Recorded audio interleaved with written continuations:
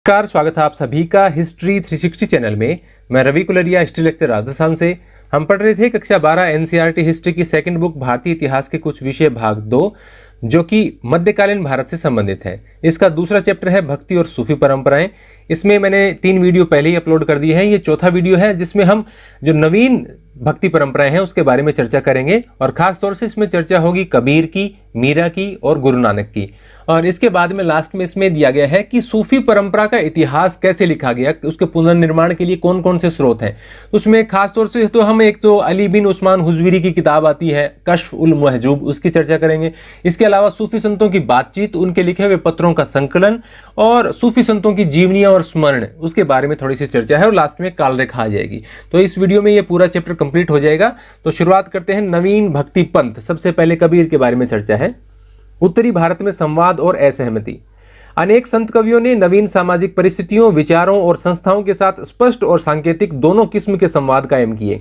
इस काल के 3 प्रमुख और प्रभावकारी व्यक्तियों पर हम दृष्टिपात कर देखेंगे कि इन संवादों को किस भांति अभिव्यक्ति मिली। सबसे पहले बाईं तरफ हमने दे रखा है, देखिए एक स्रोत 10 है, एक ईश्वर। इसके बारे में पढ़ लेते हैं। यह रचना कबीर की मानी जाती है। हे भाई, यह बताओ किस तरह हो सकता है कि संसार में एक नहीं 2 स्वामी हो? किसने तुम्हें भ्रमित किया है? ईश्वर को अनेक नामों से पुकारा जाता है, जैसे अल्लाह, राम, करीम, केशव, हरि और हजरत। विभिन्नताएं तो केवल शब्दों में है, जिनका आविष्कार हम स्वयं करते हैं। यानी वो यहाँ पर एकेश्वरवाद की ओर इशारा कर रहे हैं कि ईश्वर एक है, नाम अलग अलग है, उनको अलग अलग आप मत मानिए।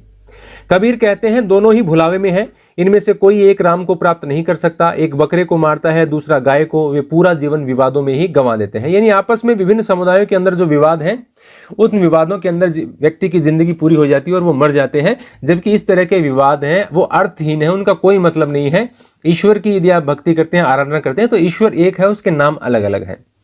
दैवीय वस्त्र की बुनाई। कबीर के जन्म के बारे में बात करें तो सामान्यतः जो हमें देखने को मिलता है कि उनका जन्म एक विधवा ब्राह्मणी के गर्भ से हुआ और उन्होंने एक तालाब के किनारे कबीर को छोड़ दिया। हालांकि तब उनका नाम उन्होंने रखा ही नहीं होगा, या पता ही नहीं क्या रखा है नहीं रखा। बाद में जो उनके माता पिता बने, जिनको वो उस तालाब के किनारे मिले, तो उनका नाम था नीरू और नीमा। ये पति पत्नी थे दोनों, और मुस्लिम परिवार से थे, नीरू और नीमा। इन दोनों ने इसको वहां से ले गए और इनका पालन पोषण किया, और इन्हीं ने इनका नाम कबीर रखा। और बाकी और भी मिलते हैं, कई कहते हैं कि ये जन्म से ही मुसलमान थे। तो अलग अलग परंपराएं हैं, और वैसे इनको पूजने वाले लोग हैं वो भी हिंदू और मुस्लिम दोनों परंपराओं में हैं, और इनका विरोध करने वाले भी हिंदू और मुस्लिम दोनों परंपराओं में हैं। कबीर लगभग 14वीं-15वीं शताब्दी में इनका जन्म। इस पृष्ठभूमि में उभरने वाले संत कवियों में अप्रतिम थे। इतिहासकारों ने उनके जीवन और काल का अध्ययन उनके काव्य और बाद में लिखी गई जीवनियों के आधार पर किया है। यह प्रक्रिया कई वजहों से चुनौतीपूर्ण रही है। यानी उन्होंने जो कहा, जो बताया वो, और उनके जो जीवन के बारे में उनकी जो जीवनियां हैं वो उनकी मृत्यु के काफी बाद में लिखी गई हैं। तो उन पर थोड़ा ध्यान रख के कोशिश करनी पड़ती है कि वास्तव में कबीर की जो जीवन की जो घटनाएं हैं वो सही है या नहीं है, जो उन जीवनियों में लिखी गई हैं, या जो जितनी रचनाएं उनकी बताई जाती हैं वो सारी रचनाएं कबीर की है या नहीं। उसके लिए भाषाओं का, शैलियों का अध्ययन किया जाता है, और इसका जिक्र अपनी बुक में भी आएगा। कबीर की बानी 3 विशिष्ट किंतु परस्पर व्याप्त परिपाटियों में संकलित है। कबीर बीजक कबीर पंथियों द्वारा वाराणसी तथा उत्तर प्रदेश के अन्य स्थानों पर संरक्षित है। कबीर ग्रंथावली का संबंध राजस्थान के दादू पंथियों से है। इसके अतिरिक्त कबीर के कई पद आदि ग्रंथ साहिब में संकलित है। देखिए, एक तो हो गया कबीर के लिए बीजक, एक हो गई ग्रंथावली जो कि राजस्थान में दादू पंथियों के पास जो उनके द्वारा संग्रहित की गई है। और इसके अलावा तीसरा है आदि ग्रंथ साहिब। इसको बाद में आप गुरु ग्रंथ साहिब कैसे बना ये भी आप देख पाएंगे।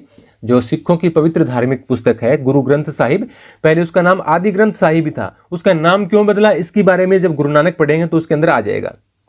लगभग सभी पांडुलिपि संकलन कबीर की मृत्यु के बाद में किए गए। 19वीं शताब्दी में उनके पद संग्रहों को बंगाल, गुजरात और महाराष्ट्र जैसे क्षेत्रों में मुद्रांकित किया गया। कबीर की रचनाएं अनेक भाषाओं और बोलियों में मिलती हैं। इनमें से कुछ निर्गुण कवियों की खास बोली संत भाषा में है। कुछ रचनाएं जिन्हें उलटवासी के नाम से जाना जाता है, इस प्रकार से लिखी गई है कि उनके रोजमर्रा के अर्थ को उलट दिया गया है। यानी सामान्य तौर पर देखेंगे तो उनका अर्थ आपको कुछ और दिखाई देगा, लेकिन उनका मतलब कुछ और है, बिल्कुल उल्टी बात कही गई है। जैसे चींटी में हाथी समा गया, इस प्रकार की बातें तो समा नहीं सकता, लेकिन उनका मतलब वो कुछ और बताते हैं। 1-2 उदाहरण भी दिए गए हैं। जैसे यहाँ पर केवल नहीं, इसको आप कंवल कर देना। कमल के फूल के लिए कहा गया है कमल। कमल जब फूल या फूल बिन, यानी फूल है ही नहीं, पौधा है ही नहीं, और फिर भी कमल का फूल खिल जाता है। और इनका जो पूरा है, पूरा मैंने यहाँ पर लिखा भी है शायद, ये देखिए, हद छोड़ी बेहद गया हुआ निरंतर वास, कमल जब फूल्या फूल बिन को निरखे निज दास। यानी ये उलटबांसी है कि हद छोड़ दी लेकिन फिर भी वो बेहद हो गया, असीम हो गया। हुआ निरंतर वास, हमेशा के लिए ईश्वर का वास वहां पर हो गया। कमल जब फूल या फूल भी, यानी बिना पौधे के, बिना उसकी जड़ के फूल खिल गया। और ये सिर्फ एक भक्ति समझ सकता है, एक दासी समझ सकता है। यानी वो ईश्वर की भक्ति से संबंधित गहरी बातें यहाँ पर कर रहे हैं कि यदि आप ईश्वर की भक्ति करते हैं, उसका नाम जपते हैं, तो आपके हृदय में किसी पौधे की जरूरत नहीं है, वैसे ही फूल खिल जाएगा, वैसे ही आपके हृदय में वो खुशबू बिखर जाएगी। तो इस प्रकार की गहरी बातें हैं जिसका सामान्य अर्थ कोई और होता है लेकिन उनका गूढ़ अर्थ अलग होता है। एक और इसमें अपनी बुक में दे रखी है, समंदर लागी आगी, नदियां जली कोयला बही, देख कबीरा जागी, मच्छी रूसा चढ़ी गई। अब देखिए मेरे को ये इसका जो राग वगैरह है वो नहीं आता बिल्कुल भी, हिंदी वाले ज्यादा अच्छे से बोलते हैं इनको। तो समंदर में आग लगी है, क्या इसका मतलब देखिए, समंदर में वैसे तो आग कब लग सकती है, जब मान लीजिए कोई पेट्रोल डीजल के बड़े बड़े टैंकर वहां पर जब रिसाव हो जाता है तभी आग लगती है, ऐसे तो लगती नहीं। तो वैसे पानी में आग लग नहीं सकती। तो समंदर लगी आगे का मतलब कह रहे हैं कि मनुष्य का जो मन है, उसका जो विचलित मन है, उसमें ज्ञान रूपी आग लग गई है, जो एक परम ज्ञान है उसकी प्राप्ति से आग लग गई है। और नदियां जली कोयला भई, नदियां यहाँ पर वो जो इंद्रियां हैं, जो मनुष्य के अंदर क्रोध है, माया है और ईर्ष्या है, उनमें आग लग गई है। यानी वो धीरे धीरे नष्ट हो रही है क्योंकि असल ज्ञान की प्राप्ति हो गई है। और ये इस प्रकार की जो बातें हैं, जैसे मच्छी रूसा चढ़ गई, यानी मछली पेड़ पर चढ़ गई, यानी जो आत्मा रूपी है, वो आत्मा है, वो ईश्वर से मिलन की ओर निकल गई है, ऊपर की ओर। तो ये गहरे गूढ़ अर्थ हैं, सीधे अर्थ इनके आप लगाओगे तो कुछ और ही अंतर हो जाएगा। तो इनको उलट बांसियां कहते हैं। तो उलट बांसी कबीर की सबसे महत्वपूर्ण है। इस प्रकार देखिए, कवल जब फूला फूल बिन हो गया और एक समंदरी लागी आगे जैसी अभिव्यंजनाएं कबीर की रहस्यवादी अनुभूतियों को दर्शाती हैं। इनके अंदर एक रहस्य छिपा हुआ है। कबीर वाणी की एक और विशिष्टता यह है कि उन्होंने परम सत्य को वर्णित करने के लिए अनेक परिपाटियों का सहारा लिया। इसलिए इस्लामी दर्शन की तरह वे इस सत्य को अल्लाह, खुदा, हजरत और पीर कहते हैं, यानी अलग अलग नामों से पुकारते हैं। वो वेदांत दर्शन से प्रभावित वे सत्य को अदृश्य, निराकार, ब्रह्मन और आत्मन कहकर भी संबोधित करते हैं। यानी जो वो परम सत्य है उसके लिए वो अलग अलग शब्दों का इस्तेमाल करते हैं। कबीर कुछ और शब्द पदों का इस्तेमाल करते हैं, जैसे शब्द और शून्य, यानी एक तरह से आप इंग्लिश में कहेंगे तो साउंड और शून्य का मतलब आप कहेंगे एम्प्टीनेस, यानी जहां पर मनुष्य के मन में कोई विचार ही नहीं रह जाता, विचार शून्य। इस प्रकार की बातें गहरी बातें हैं, 12th के बच्चों के लिए थोड़ी सी ज्यादा समझने वाली है नहीं। यह अभिव्यंजनाएं योगी परंपरा से ली गई हैं। विविध और कभी तो विरोधात्मक विचार इन पदों में व्यंजित होते हैं। कुछ कविताएं इस्लामी दर्शन के एकेश्वरवाद और मूर्ति भंजन का समर्थन करते हुए हिंदू धर्म के बहुदेववाद और मूर्ति पूजा का खंडन करती हैं। अन्य कविताएं जिक्र और इश्क के सूफी सिद्धांतों का इस्तेमाल की नाम सिमरन की हिंदू परंपरा की अभिव्यक्ति करने के लिए करती हैं। यानी कहने का मतलब ये है कि कहीं कहीं तो ऐसा लगता है कि वो कहीं पर हिंदू धर्म का खंडन कर रहे हैं, कहीं पर ऐसा लगता है कि वो इस्लाम धर्म का खंडन कर रहे हैं। जैसे कैसे कि एकेश्वरवाद और मूर्ति भंजन का समर्थन। एकेश्वरवाद इस्लाम में माना जाता है कि ईश्वर एक है। मूर्ति भंजन, वो मूर्ति पूजा नहीं करते तो मूर्ति भंजन हो गया। जबकि हिंदू परंपरा में बहुत सारे ईश्वर भी माने जाते हैं और बहुत सारे मतलब मूर्तियों की भी पूजा होती है। तो एक प्रकार से वो इस्लाम का समर्थन कर रहे हैं। हिंदू धर्म में भी देखिए एकात्मवाद, एकेश्वरवाद, ये भी बहुत सारी परंपराएं चली आ रही है, काफी विस्तृत है इसका भी इतिहास। हिंदू धर्म के बहुदेववाद और मूर्ति पूजा का खंडन करते हैं एक प्रकार से। अन्य कविताएं जैसे जिक्र और इश्क के सूफी सिद्धांतों का इस्तेमाल नाम सिमरन की हिंदू परंपरा की अभिव्यक्ति करने के लिए करते हैं। हिंदू परंपरा में भी ईश्वर का नाम जपने संबंधी बातें हैं तो उसका ये समर्थन करते हैं। तो कहने का यदि आप इनका पूरा डीप में पढ़ेंगे तो न तो ये हिंदुओं के समर्थक है, न ये मुसलमानों के समर्थक हैं। ये तो अपना अलग से बता रहे हैं कि ईश्वर एक है उसका, और ये जो जाति परंपरा है इसका ये विरोध करते हैं, और ये जो आडंबर है इनका विरोध करते हैं। आप इनके कुछ दोहे वगैरह पढ़ेंगे तो आपको सब समझ में आ जाएगा। जैसे आपने छोटी मोटी पहले कक्षाओं में पढ़े भी होंगे कि पाहन पूजे हरि मिले तो मैं पूजूं पहाड़, ताते तो चाकी भली पीस खाए संसार। कि पाहन मतलब जैसे पत्थर पूजने पर यदि भगवान मिलता हो तो मैं पहाड़ पूज लूं, यदि भगवान नहीं मिलता हो तो छोटा पत्थर क्यों, बड़ा पत्थर पूज दूंगा, मैं तो पूरे पहाड़ को की पूजा कर दूंगा। और इससे तो चाकी भली है जिससे आटा पीसकर संसार खाना तो खा लेता है। वो कहता है कि इस मूर्ति से तो जो पत्थर की चक्की बनी हुई है वो ज्यादा अच्छा पत्थर है, क्योंकि उससे पीस कर हम सारा संसार है वो खाना खाता है। इसके आगे वो कहते हैं नाम में मंदिर, नाम में मस्जिद, ना काबा कैलाश में, मैं तो रहूं शहर के बाहर, मेरी कुटी मवास में।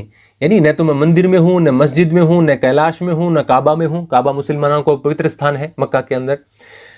मैं तो रहूं शहर के बाहर, मेरी कुटी मवास में। मवास का मतलब वैसे तो आश्रय या शरण स्थल होता है, लेकिन इसका ढंग से अर्थ हम जानने की कोशिश करें तो ऐसा आश्रय या शरण स्थल जहां पर कुछ स्थान के लिए ठहरा जाता है।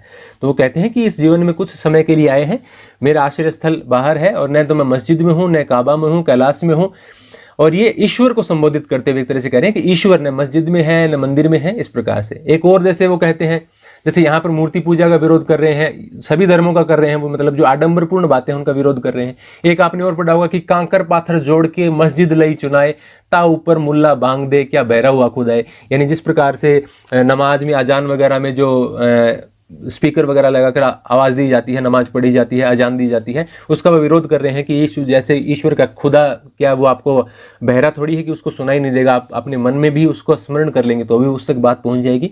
तो ऐसा कोई कह नहीं सकता कि इन्होंने सिर्फ हिंदू की कुछ परंपराओं का विरोध किया है या मुस्लिमों की परंपराओं का विरोध किया है। इनको जिन भी धर्म में आडंबरपूर्ण बातें लगी उन सबका इन्होंने विरोध किया है। क्या ये सभी कविताएं कबीर द्वारा रची गई? यह कहना मुश्किल है। विद्वान पदों की भाषा शैली और विषय वस्तु के आधार पर यह स्थापित करने की कोशिश करते हैं कि कौन से पद कबीर के हैं, उसकी जो भाषा है और लिखने की शैली है उसके आधार पर, क्योंकि एक ही व्यक्ति लिखेगा तो बहुत ज्यादा शैली में परिवर्तन नहीं आ पाएगा। तो इस बात को ध्यान में रखते हुए उसका निरीक्षण करते हैं कि सारे पद कबीर के हैं या नहीं है। कबीर की समृद्ध परंपरा इस तथ्य की द्योतक है कि कबीर पहले और आज भी उन लोगों के लिए प्रेरणा का स्रोत है जो सत्य की खोज में रूढ़िवादी, अभी आगे है देखिए यहां पर है, धार्मिक सामाजिक संस्थाओं, विचारों और व्यवहारों को प्रश्नवाचक दृष्टि से देखते हैं। यानी जो व्यक्ति परंपरागत रूढ़िवादी परंपराएं जिसमें तर्क का स्थान नहीं होता और लोग मानने को भी किसी बात में, उसमें भी परिवर्तन को भी तैयार नहीं होते कि पुराने समय से चली आ रही परंपराएं हैं, इसमें कोई बदलाव नहीं हो सकता, वैसे लोग या ऐसी सामाजिक संस्थाएं, ऐसे विचार व्यवहार जो तर्क के आधार पर नहीं सिर्फ परंपरा के आधार पर चल रहे हैं, जो व्यक्ति इस प्रकार की चीजों को प्रश्नवाचक दृष्टि से देखते हैं, यानी सोचते हैं कि ये तो मतलब तर्क की कसौटी पर तो ठीक नहीं है, उनमें बदलाव करना चाहते हैं, तो वो व्यक्ति चाहे कबीर के समय के हो चाहे आज के समय के हो, उन सभी को कबीर से प्रेरणा मिलती है।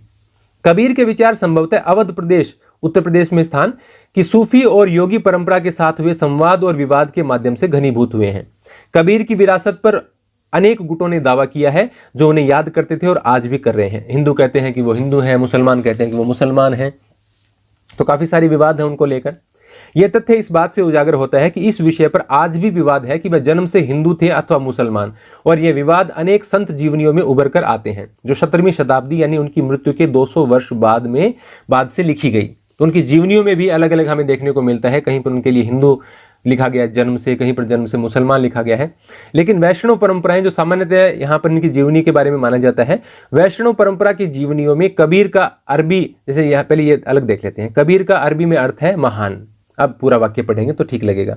वैष्णव परंपरा की जीवनियों में कबीर को जन्म से हिंदू कबीरदास बताया गया है, किंतु उनका पालन गरीब मुसलमान परिवार में हुआ जो जुलाहे थे और कुछ समय पहले ही इस्लाम धर्म के अनुयायी बने थे। क्योंकि इस्लाम का प्रसार तो भारत में, इस्लाम का उदय तो हुआ नहीं है, बाद में आया है इस्लाम, तो कन्वर्जन ज्यादा है, मूल मुसलमान कम है भारत में।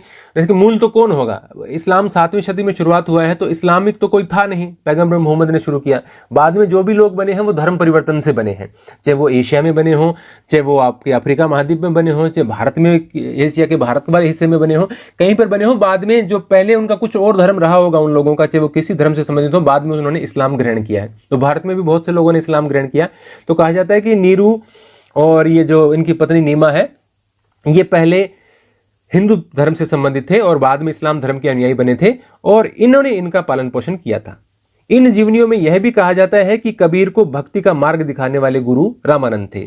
इन जीवनियों में इनका गुरु रामानंद को बताया गया है, लेकिन रामानंद का गुरु मानना मुश्किल हो जाता है, क्योंकि रामानंद और कबीर की यदि हम तुलना करें उनके जन्म और मृत्यु की तारीखों की, तो रामानंद इनके गुरु तभी हो सकते हैं जीवित समय में जब वो मतलब लगभग 125-150 साल तक जिए हों, क्योंकि यदि इतने लंबे समय तक जिए नहीं है तो कबीर का तब तक जन्म ही नहीं हुआ था। तो ऐसा भी संभव है कि उनकी मृत्यु के बाद में कबीर ने बाद में उनको गुरु माना हो या उनसे विचार ग्रहण किए हो उनकी बातों को सुनकर।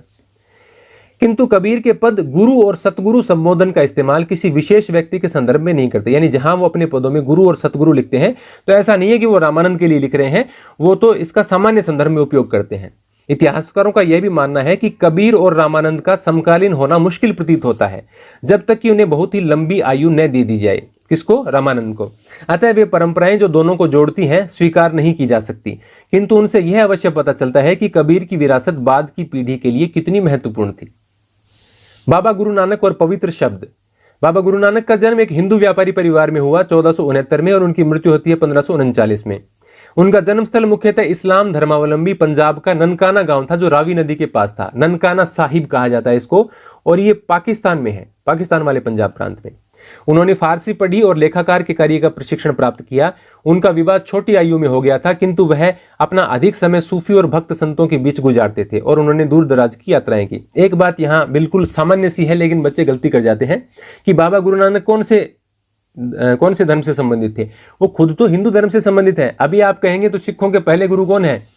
गुरु नानक है। लेकिन गुरु नानक ने न तो अलग धर्म की स्थापना की थी, उनकी बातें थी, उनकी बातों और उनकी जो विचार थे उनके आधार पर उनके अनुयायियों ने बाद में सिख धर्म की स्थापना की है। तो बाबा गुरु नानक खुद तो हिंदू थे, लेकिन अभी आप कहेंगे तो वो सिखों के पहले धार्मिक गुरु हैं। उन्होंने फारसी पढ़ी और लेखाकार के कार्य का, अच्छा ये पढ़ लिया हमने। बाबा गुरु नानक का संदेश उनके भजनों और उपदेशों में निहित है।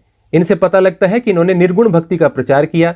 धर्म के सभी बाहरी आडंबरों को उन्होंने अस्वीकार किया, जैसे यज्ञ को, अनुष्ठानों को, स्नान, मूर्ति पूजा, कठोर तप, अनुष्ठानिक स्नान, यानी ये जो पाप की मुक्ति के लिए इस प्रकार के जो धार्मिक स्नान होते हैं, या यज्ञ करना, मूर्ति पूजा, कठोर तप करना, इन सब को उन्होंने खारिज किया, अस्वीकार कर दिया। हिंदू और मुसलमानों के धर्म ग्रंथों को भी उन्होंने नकारा। बाबा गुरु नानक के लिए परम पूर्ण रब का कोई लिंग या आकार नहीं था, यानी वो न तो कोई पुरुष है, न कोई महिला है, न कोई उसका आकार है, निराकार। तो आप देखेंगे तो कबीर की भी निर्गुण भक्ति है, इनकी भी निर्गुण भक्ति है, यानी ये ईश्वर को निराकार मानते हैं। उन्होंने इस रब की उपासना के लिए एक सरल उपाय बताया और वह था उनका निरंतर स्मरण व नाम का जाप। सिर्फ क्या करना है? ईश्वर के नाम का जपो, ईश्वर रब का नाम लेते रहो। एकदम सरल तरीका उन्होंने बताया, कोई कठिन तपस्या नहीं, कोई यात्रा नहीं।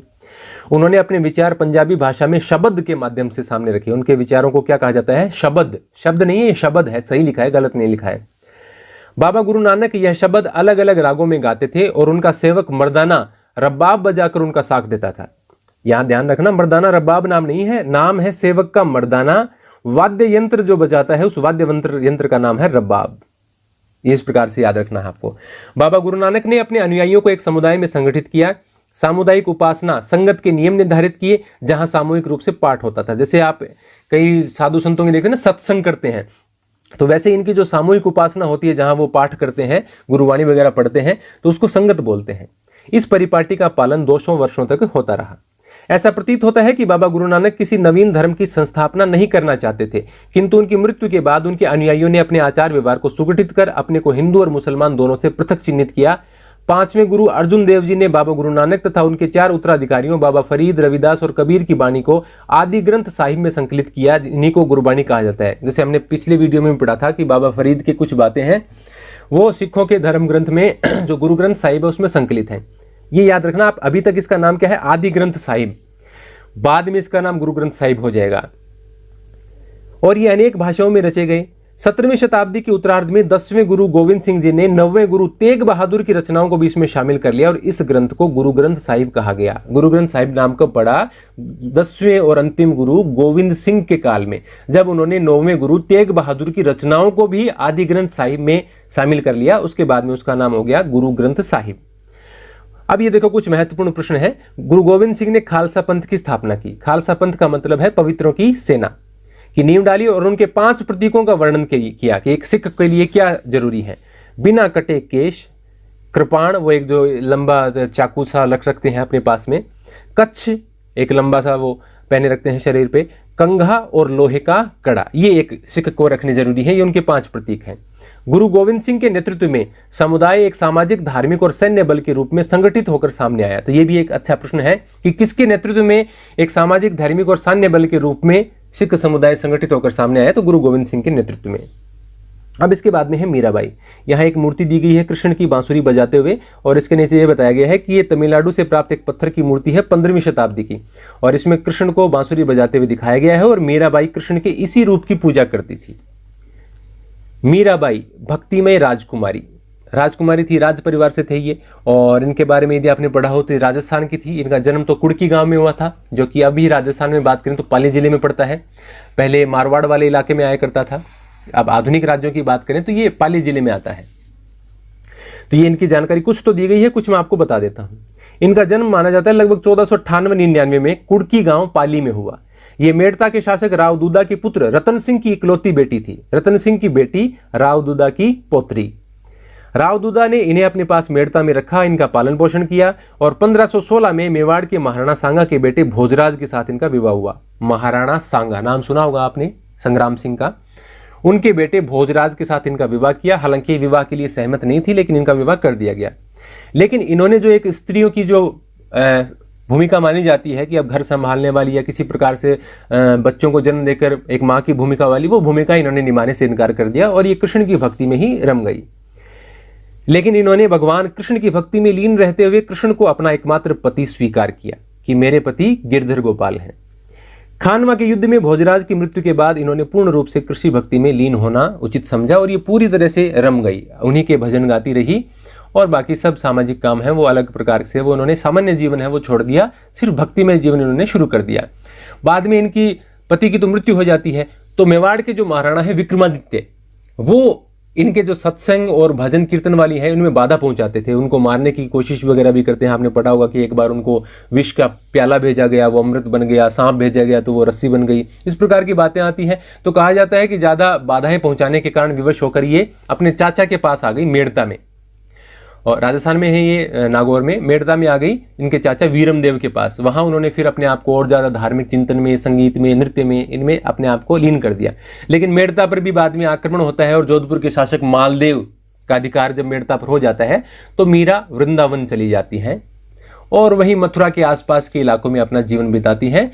और फिर वो अपने वो गीत हैं, मेरे तो गिरधर गोपाल दूसरा न कोई, जाके सिर मोर मुकुट मेरा पति सोई, यानी जिसके सिर पर ये मोर मुकुट है वही मेरे पति है, गिरधर गोपाल दूसरा कोई नहीं है। इस प्रकार की वो भजन गाते हुए और ईश्वर आराधना में लीन रही अपनी जिंदगी में। अब हम देखते हैं बुक में क्या दिया गया है। मीराबाई लगभग 15वीं-16वीं शताब्दी संभवतः भक्ति परंपरा की सबसे सुप्रसिद्ध कवयित्री हैं। उनकी जीवनी उनके लिखे भजनों के आधार पर संकलित की गई है, जो शताब्दियों तक मौखिक रूप से संप्रेषित होते रहे, मौखिक रूप से आगे बढ़ते रहे, बाद में उनको लिपिबद्ध किया गया। मीराबाई मारवाड़ के मेड़ता जिले की एक राजपूत राजकुमारी थी, जिनका विवाह उनकी इच्छा के विरुद्ध मेवाड़ के सिसोदिया कुल में कर दिया गया।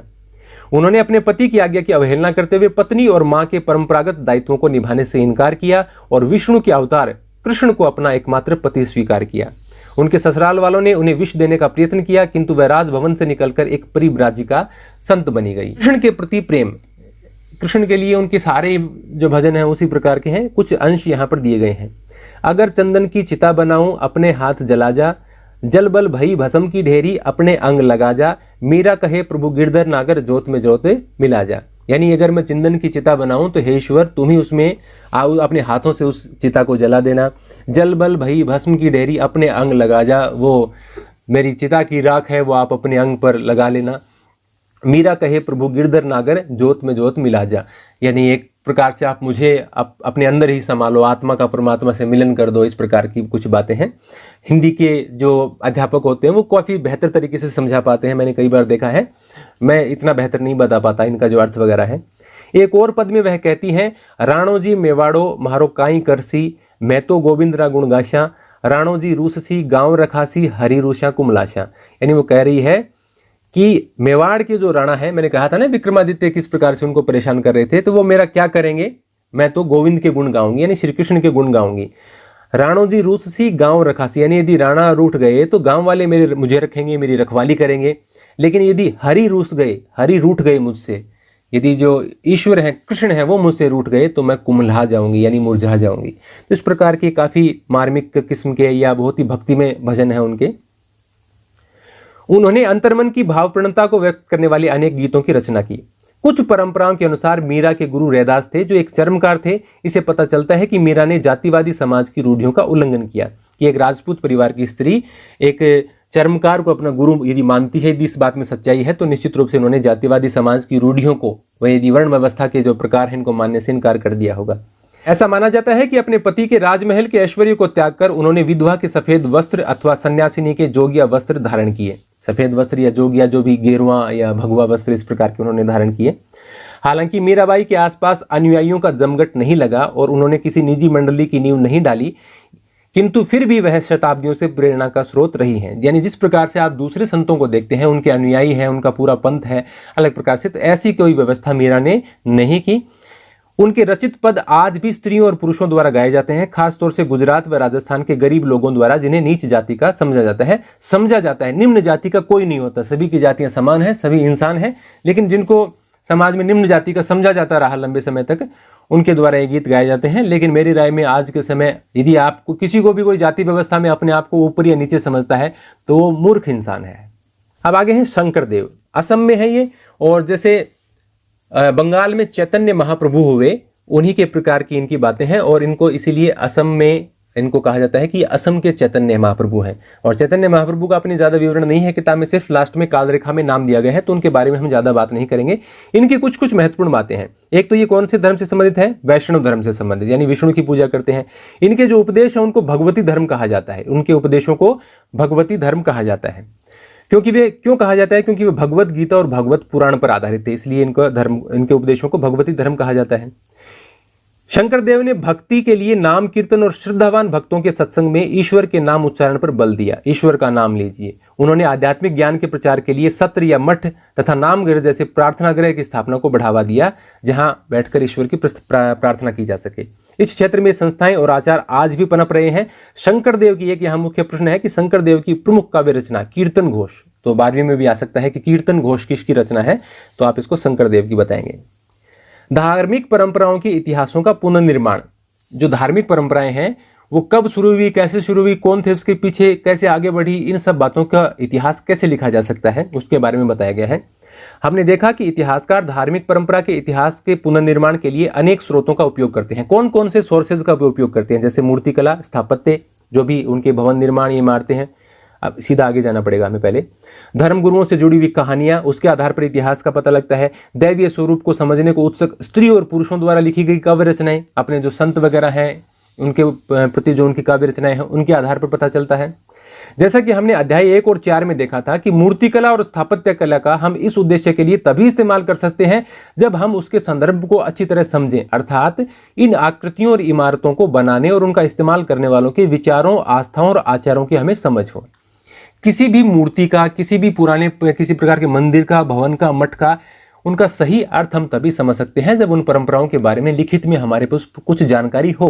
जैसे मैं उदाहरण देता हूं, आपने पहले जो चौथा पार्ट था उसमें देखा होगा कि कई मूर्तियां उस पाठ में ऐसी दिखाई गई थी कि वो मूर्ति एक स्टोरी बताती है कि कोई यहाँ पर युद्ध पे जा रहा है या घर छोड़कर जा रहा है। जैसे आपको बुद्ध का उदाहरण दूं मैं, कि महात्मा बुद्ध घोड़े के पास खड़े हैं और उनके हाथ में तलवार है और उनका जो सारथी है वो उनके साथ में है, तो वो घटना किसकी ओर इशारा करती है कि वो अपना घर छोड़कर जा रहे हैं, और वो घटना इशारा करती है महाविनिष्क्रमण, यानी अपने घर को छोड़कर जा रहे हैं, वो संन्यास ले रहे हैं एक प्रकार से, और वहां से जाकर वो सन्यासी बन जाएंगे एक प्रकार से। तो हमें उनका लिखा हुआ पता है तभी हम उस जो तस्वीर है, उस प्रकार की कोई मूर्ति है, उसका मतलब पता लग पाएंगे, ऐसे तो कहाँ पता चल पाएगा।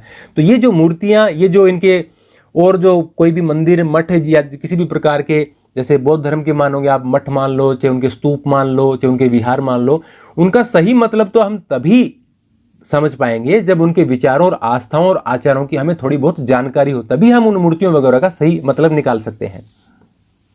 धार्मिक विश्वासों से संबंधित साहित्यिक परंपराओं के बारे में क्या कहा जा सकता है? यदि हम इस अध्याय में वर्णित स्रोतों पर दृष्टिपात करें तो हम देखेंगे कि उनमें काफी विविधता है और वे कई भाषाओं और शैलियों में लिखे गए हैं। कुछ स्रोत सरल और स्पष्ट भाषा में हैं, जैसे कि बासवन्ना के वचन एकदम सिंपल है, बासवन्ना के वचन एकदम आसान भाषा में लोगों के लिए वहीं की लोकल भाषा में लिखे गए हैं, जबकि कुछ अन्य अलंकृत फारसी में लिखे गए मुगल सम्राटों के फरमानों का रूप धारण कर लेते हैं। कई जो सूफी संतों की रचनाएं ऐसी हैं फारसी में, और उनके शब्द वगैरह इतने जटिल हैं कि आम लोगों के लिए समझना लगभग मुश्किल है। प्रत्येक किस्म के मूल पाठ को समझने के लिए तरह तरह का कौशल चाहिए कि मूल पाठ में जो बात कही गई है उसका सही अर्थ क्या है।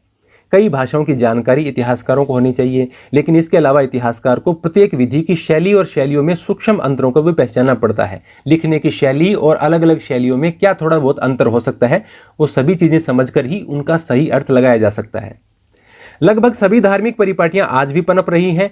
परिपाटी की यह निरंतरता इतिहासकारों के लिए लाभदायक सिद्ध होती है, क्योंकि वे सामयिक आचार व्यवहार की तुलना उस परिपाटी से कर सकते हैं। यदि आज इस प्रकार की पहले की तरह की कोई भक्ति परंपरा या सूफी परंपरा चलती हो तो उसका अध्ययन करके वो पुरानी परंपराओं के बारे में भी विचार कर सकते हैं, जिसका वर्णन साहित्य और पुरानी चित्रकला में मिलता है, और साथ ही उस परंपरा में आए परिवर्तनों की रूपरेखा भी तैयार कर सकते हैं कि उस समय में और आज के समय में कितना बदलाव आ गया है। किंतु चूंकि ये परंपराएं आज भी लोगों के जीवन का हिस्सा हैं, लोगों के लिए यह मानना आसान नहीं होता कि समय के साथ संभवतः इन परिपाटियों में बदलाव आया होगा। इतिहासकारों के लिए चुनौती यह है कि वे इस तथ्य की ओर जागरूक हों कि धार्मिक परंपराएं भी अन्य परंपराओं की तरह परिवर्तनशील हैं। यानी लोग ये मानते हैं कि धार्मिक परंपराओं में तो बदलाव नहीं आया होगा, ये तो सेम ही रहता होगा, लेकिन इतिहासकारों को मतलब तथ्यों के आधार पर यह समझाने का प्रयास करना है कि धार्मिक परंपराएं भी समाज की अन्य चीजों की तरह परिवर्तनशील हैं, इनमें भी बदलाव आता रहा है। अब इससे पहले जो एक रह गया था, सूफी परंपरा का इतिहास उसका लिखें तो कौन कौन से स्रोत होंगे। सूफी परंपरा के इतिहास के पुनर्निर्माण के लिए विभिन्न स्रोत। सूफी खानकाहों के आसपास अनेक ग्रंथों की रचना हुई, जिसमें अलग अलग प्रकार के ग्रंथ हैं। देखिए, एक तो सूफी आचारों पर और उनके विचारों पर आधार पर पुस्तकें हैं। दूसरी है मुलफुजात, जो कि सूफी संतों की बातचीत, सूफी संतों की बातचीत के लिए शब्द है मुलफुजात। कई प्रकार के मुलफुजात लिखे गए, एक दो का उदाहरण है यहां पर। उनके लिखे हुए पत्रों का संकलन, जिसको क्या कहा जाता है, मकतूबात। और सूफी संतों की जीवनियों का स्मरण यानी तज़किरा। सूफी जो परंपरा है उसके इतिहास लेखन के लिए महत्वपूर्ण है तज़किरा, मकतूबात, मुलफुजात और उनके आचार और व्यवहारों पर आधारित पुस्तकें। उनके आधार पर ही सूफी जो इतिहास है उसका पुनर्निर्माण किया जा सकता है। सूफी विचारों और आचारों पर प्रबंध पुस्तिका कश्फ अल महजूब इस विधा का एक उदाहरण है। कश्फ अल महजूब इंपॉर्टेंट बुक है काफी। यह पुस्तक अली बिन उस्मान हुजविरी, देखिए इनका नाम आपको आपकी इसी किताब में 3 बार, एक बार पहले आ गया है, एक बार यहाँ है, एक बार कालरेखा में आएगा, तीनों बार आपका अलग नाम मिलता है। सिर्फ हुजविरी हुजविरी मिलता है, बाकी कहीं पर अली कर देते हैं, कहीं पर अल कर देते हैं, कहीं उस्मान लगा देते हैं। तो आप, मेरा मानना यह है कि इनका नाम काफी बड़ा है, मैंने देखा था, वो आपके लिए बिल्कुल इंपॉर्टेंट नहीं है। आप अली हुजविरी नाम यदि इनका नाम याद रख लेंगे तो काफी है आपके लिए। अभी मैं आगे दिखाऊंगा, देखिए आप ये याद रख लेना, अली बिन उस्मान हुजविरी, और अभी देखिए क्या नाम आएगा। तो आप अली हुजविरी नाम याद रखिए, और इनको दाता गंज बख्श कहा जाता है। क्या कहा जाता है? दाता गंज बख्श, इतना याद रखिए। और इनकी किताब है ये कश्फ उल महजूब। तो इनकी मृत्यु 1071 में हुई। इनके द्वारा लिखी गई किताब है कश्फ अल महजूब। साहित्य इतिहासकारों को यह जानने में मदद करता है कि उपमहाद्वीप के बाहर की परंपराओं ने भारत में सूफी चिंतन को किस तरह प्रभावित किया है। मुलफुजात, सूफी संतों की बातचीत। मुलफुजात पर एक आरंभिक ग्रंथ, क्या नाम है उसका, फवाइद अल फुआद है। यह शेख निजामुद्दीन औलिया की बातचीत पर आधारित एक संग्रह है, जिसका संकलन प्रसिद्ध फारसी कवि अमीर हसन सिजजी देहलवी ने किया। पहले सिर्फ इतना ही नाम था, अमीर हसन सिजजी, जो अपने पाठ में आया था। अमीर खुसरो के दोस्त थे ये, और दोनों ही निजामुद्दीन औलिया के शिष्य थे ये। स्रोत 9 में इस ग्रंथ से लिया गया एक अंश उद्धृत है। स्रोत 9 कौन सा है? अपनी किताब में देखिए जो साइड में बॉक्सेस आते हैं, ये है सोर्सेज, स्रोत 9। तो उसमें बताया गया है किस प्रकार से, वो मैंने आपको पढ़ाया था, आपको याद आ रहा हो तो, कि वो कहते हैं कि निजामुद्दीन औलिया के चरण चूमने का मुझे मौका मिला, तो मैं अपने आप को काफी खुशनसीब समझता हूँ। इस प्रकार की बातें उसमें दे रखी हैं। वो स्रोत 9 था। मुलफुजात का संकलन विभिन्न सूफी सिलसिलों के शेखों की अनुमति से हुआ। इनका उद्देश्य मुख्यतः उपदेशात्मक था। मुलफुजात मुख्य रूप से क्या है? उपदेशात्मक बातें हैं, सूफी संतों की बातचीत है, जिसमें अपने अनुयायियों के लिए उपदेश दिए गए हैं। उपमहाद्वीप के अनेक भागों से, जिनमें दक्कन भी शामिल है, अनेक उदाहरण इस तरह के मिलते हैं। कई शताब्दियों तक इनका संकलन होता रहा। किनका? मुलफुजात का, यानी सूफी संतों की बातचीत का। मकतूबात, लिखे हुए पत्रों का संकलन। ये वे पत्र थे जो सूफी संतों द्वारा अपने अनुयायियों और सहयोगियों को लिखे गए। इन पत्रों से धार्मिक सत्य के बारे में शेख के अनुभवों का वर्णन मिलता है, जिसे वे अन्य लोगों के साथ बांटना चाहते थे। वह इन पत्रों में अपने अनुयायियों के लौकिक और आध्यात्मिक जीवन, उनकी आकांक्षाओं और मुश्किलों पर भी टिप्पणी करते थे, कि वो इस जीवन में क्या चाहते हैं, कि उसकी बेहतरी के लिए क्या किया जा सकता है, इस जीवन के बाद के लिए जन्नत वगैरह में जाने के लिए, अल्लाह से संबंधित जो भी उनकी बातें हैं, वो सारे उनके आचार विचार उन पत्रों में परिलक्षित होते हैं, दिखाई पड़ते हैं। विद्वान बहुधा 17वीं शताब्दी के नक्शबंदी सिलसिले के शेख अहमद सरहिंदी, मैंने उससे पिछले वाले वीडियो में इसी चैप्टर में बताया था आपको कि जो सुहरावर्दी और नक्शबंदी सिलसिलों के नाम आए थे, अपने एक बाई चांस एक ब्रैकेट सा बना हुआ था, उसमें मैंने दोनों के जो मुख्य संत हैं उनके बारे में बताया था आपको। तो उसमें मैंने बताया था कि सबसे इंपॉर्टेंट है नक्शबंदी सिलसिले के शेख अहमद सरहिंदी। इनकी मृत्यु 1624 में हुई। इनका लिखा मकतूबात है, मकतूबात ए इमाम रब्बानी। इस पर चर्चा करते हैं विद्वान। इस शेख की विचारधारा का तुलनात्मक अध्ययन वे बादशाह अकबर की उदारवादी और असांप्रदायिक विचारधारा से करते हैं। यदि आप मुगल कालीन शासकों के बारे में बात करें तो सबसे उदारवादी शासक अकबर को माना जाता है, क्योंकि वो धार्मिक रूप से कट्टर नहीं थे। उन्होंने एक नए धर्म की, दीन इलाही की स्थापना करने की कोशिश की थी।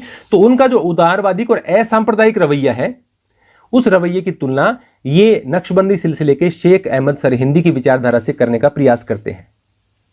तज़किरा, यानी तज़किरा किसको कहते हैं? सूफी संतों की जीवनियों का स्मरण। तो कई तज़किरे लिखे गए। भारत में लिखा पहला सूफी तज़किरा है मीर खुर्द किरमानी का। क्या नाम है उस तज़किरे का? शियार उल औलिया। यह तज़किरा मुख्यतः चिश्ती संतों के बारे में था। सबसे प्रसिद्ध तज़किरा अब्दुल हक मुहद्दिस देहलवी का अखबार उल अखियार है। नाम किसने लिखा? ये अब्दुल हक मुहद्दिस देहलवी। और कौन सा है उनका तज़किरा? नाम है उसका अखबार उल अखियार। तज़किरा के लेखकों का मुख्य उद्देश्य अपने सिलसिले की प्रधानता स्थापित करना और साथ ही अपनी आध्यात्मिक वंशावली की महिमाना का बखान करना था। यानी जिस सिलसिले से वो जुड़े हुए हैं और उसके जो संत हैं उनका बड़ाई करना, उनको महान दिखाकर पेश करना, ये तज़किरे का मूल हुआ करता था। तज़किरे के बहुत से वर्णन अद्भुत और अविश्वसनीय हैं, किंतु फिर भी वे इतिहासकारों के लिए महत्वपूर्ण है और सूफी परंपरा के स्वरूप को समझने में सहायक सिद्ध होते हैं। यानी तज़किरों में लिखी गई बातें हैं वो आश्चर्यजनक है। आश्चर्यजनक क्यों है? क्योंकि बढ़ा चढ़ाकर लिखी गई हैं, उनके चमत्कारों की बातें की गई हैं जो कि सत्य के निकट प्रतीत नहीं होती हैं। तो इसलिए वो इतनी ज्यादा महत्वपूर्ण वो बातें तो नहीं है, लेकिन फिर भी तज़किरे सूफी परंपराओं को समझने के लिए इतिहासकारों के लिए एक महत्वपूर्ण चीजें हैं।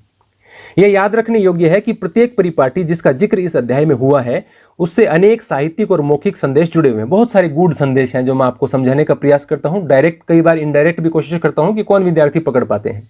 इनमें से कुछ को सुरक्षित किया गया। बहुत सी सूचनाएं ऐसी थी जिनमें संप्रेषण के दौरान संशोधन हो गया और कुछ संदेश ऐसे भी थे जो हमेशा के लिए विस्मृत हो गए। यानी उन जो संत थे उन्होंने खुद ने तो रचनाएं लिखी नहीं, बाद में ये लिखी गई हैं। तो बाद में लिखी गई हैं तो उनके अनुयायी ये नहीं हो सकता है वो कुछ भूल गए हों, हो सकता है कुछ जानबूझकर छोड़ दिया गया हो सकता है कुछ बदलाव कर दिया गया हो। तो काफ़ी सारी बातें, काफ़ी सारी संभावनाएं उसके अंदर बनती हैं। तो इस प्रकार से यदि आपको ये अच्छे से समझ आ रहा है तो आप इसको लाइक जरूर करना, कमेंट करके बता सकते हैं। समझ में कोई बात नहीं है तो आप कमेंट में पूछ सकते हैं। लगभग संभव हो तो मैं कमेंट का रिप्लाई जरूर करता हूं। फिर उसके बाद में है देखिए काल रेखा। भारतीय उपमहाद्वीप के कुछ मुख्य धार्मिक शिक्षक किस कालखंड में कौन कौन से संत हुए उनके बारे में जिक्र है। तो ये इनका इतिहास तो मैं आपको नहीं बता सकता, क्योंकि यदि इनका इतिहास बताऊंगा तो जितना बड़ा चैप्टर ये था 4 एपिसोड का, उतने से भी ज्यादा में इसको कवर करना मुश्किल हो जाता है, क्योंकि काफी संतों के इन्होंने नाम लिख रखे हैं। इनमें से कुछ हमने पढ़ लिए, जैसे अपार, समंदर, सुंदर मूर्ति हमने पढ़ लिए। तमिलनाडु में मणिक्व चक्कर हमने पढ़ लिया था, नहीं फिर भी मैंने आपको पढ़ाया था, जो सबसे पहले मूर्ति थी इस चैप्टर के अंदर। अंडाल की ये जो देवी है अंडाल, इनके बारे में हमने पढ़ लिया। तोंदरा डिपोडी के बारे में मैंने आपको बता दिया था। अल हुजविरी, देखिए आपके बार नाम क्या है, अल हुजविरी, मैं बता रहा था ना अभी आपको। और इसमें कोमा मत लगाइए, इनके ब्रैकेट लगा दीजिए। दाता गंज बख्श को ही अल हुजविरी कहा जाता है। तमिलनाडु में रामानुजाचार्य, इसके बारे में अपनी जो चैप्टर है उसमें कोई विस्तार से विवरण कहीं नहीं है। कर्नाटक में बासवन्ना और इससे जुड़े हुए जो है वीर शैव संप्रदाय, लिंगायत संप्रदाय, उसके बारे में हम पूरी हिस्ट्री इनकी पढ़ चुके हैं। महाराष्ट्र में और राजस्थान में देखिए ख्वाजा मोइनुद्दीन चिश्ती अपनी बुक में था। बहाउद्दीन जकारिया था नहीं, मैंने आपको बता दिया था। फरीदुद्दीन गंज शंकर, ये जो इसका तो मैंने बाबा फरीद के बारे में पूरी जानकारी आपको दी थी। दिल्ली में कुतुबुद्दीन बख्तियार काकी। सूफी संतों के बारे में मैंने जो चिश्ती सिलसिला था उसके 5 संतों के बारे में और सलीम चिश्ती 6 संतों के बारे में आपको काफी विस्तार से बताया था। कश्मीर में देखिए लाल देद, सिंध में लाल शाहबाज कलंदर, ये निजामुद्दीन औलिया, अपने तो रामानंद का थोड़ा सा जिक्र आया है सिर्फ कबीर वाले हिस्से में। महाराष्ट्र में चौक मेला या चोखा मेला, बिहार में शराफुद्दीन यहाँ मनेरी। अब देखिए अपनी बुक में है नहीं, सिर्फ इनका नाम दिया गया है कि ये संत हुए हैं। इनके इतिहास से संबंधित, इनसे संबंधित कोई प्रश्न 12th में आने की संभावना नहीं है, तो इनके बारे में अब विस्तार से यहाँ नहीं पढ़ाया जा सकता, क्योंकि ये जो वीडियो देखते हैं वो मोस्टली देखते हैं 12th के स्टूडेंट। अब मेरे को कमेंट करके आप बताना कि क्या दूसरे जो एग्जाम वाले हैं वो वास्तव में इस प्रकार की वीडियो देखते हैं क्या। मुझे कमेंट करके बताना कि आप किस एग्जाम की तैयारी कर रहे हैं और आप ये वीडियो क्यों देख रहे हैं, वो मुझे आप बताना थोड़ा सा, ताकि मुझे पता चले कि 12th के बच्चे कितने हैं वीडियो देखने वालों में और दूसरे सब्जेक्ट्स के, दूसरे जो एग्जाम्स हैं उनके कितने हैं। तो उसके हिसाब से मैं मैनेज करूंगा वीडियोस को अगले चैप्टर में। उत्तर प्रदेश में कबीर, रैदास, सूरदास, पंजाब में बाबा गुरु नानक, गुजरात में वल्लभाचार्य, ग्वालियर में अब्दुल्ला सतारी, गुजरात में मोहम्मद शाह आलम, गुलबर्गा में मीर सैयद मोहम्मद गेसुदराज, असम में शंकरदेव, इनका अभी मैंने पढ़ा था, महाराष्ट्र में तुकाराम। तो ये देखिए अभी मैं इनका नाम भी लेता रहूंगा, कोई फायदे वाली बात नहीं है। इनका इतिहास अपनी बुक में नहीं है, मुख्य रूप से जिनका था वो हम पढ़ चुके हैं। श्री चैतन्य के बारे में सिर्फ मैंने इसीलिए बताया कि जो असम में शंकरदेव है उनको भी असम का चैतन्य कहा जाता था। राजस्थान में मीराबाई का हमने पढ़ लिया। शेख अब्दुल कुद्दस गंगोही का अपने विवरण नहीं है। मलिक मोहम्मद जायसी का सिर्फ नाम आया है किताब में। तुलसीदास का विवरण भी अपने यहाँ नहीं है। शेख अहमद सरहिंदी की थोड़ी जानकारी है जो मैंने आपको बता दी, नक्शबंदी सिलसिले से संबंधित है ये। और पंजाब में मियाँ मीर का भी सिर्फ नाम आया है, बाकी कोई विवरण अपनी किताब में नहीं है। अब यहाँ यदि मैं इनका इतिहास बताऊं काफी लंबा सिस्टम हो जाएगा, वो 12th के वीडियो के साथ में ठीक नहीं है। इनके लिए मैं अलग वीडियो बनाऊं, वो महत्वपूर्ण रहेगा सभी के लिए। तो मैं कोशिश करूंगा कि कभी इनके लिए अलग वीडियो बनाऊं जब मैं विस्तार से पढ़ाऊंगा। 12th के हिसाब से या एनसीईआरटी में की जो, चाहे आप यूपीएससी के हिसाब से बात करें या और भी एग्जाम है, एनसीईआरटी की किताबों से बहुत क्वेश्चन आते हैं, तो उन सब के लिए भी इतना ही काफी है। तो यहाँ पर ये चैप्टर हमारा समाप्त हो जाता है। अगला चैप्टर है विजयनगर साम्राज्य वगैरह के बारे में, 1-2 दिन में मैं शुरू कर दूंगा और तब देखेंगे कि अगला चैप्टर किस प्रकार का होने वाला है, एक साम्राज्य की राजधानी विजयनगर। तो ये आज का वीडियो यहाँ समाप्त होता है। धन्यवाद।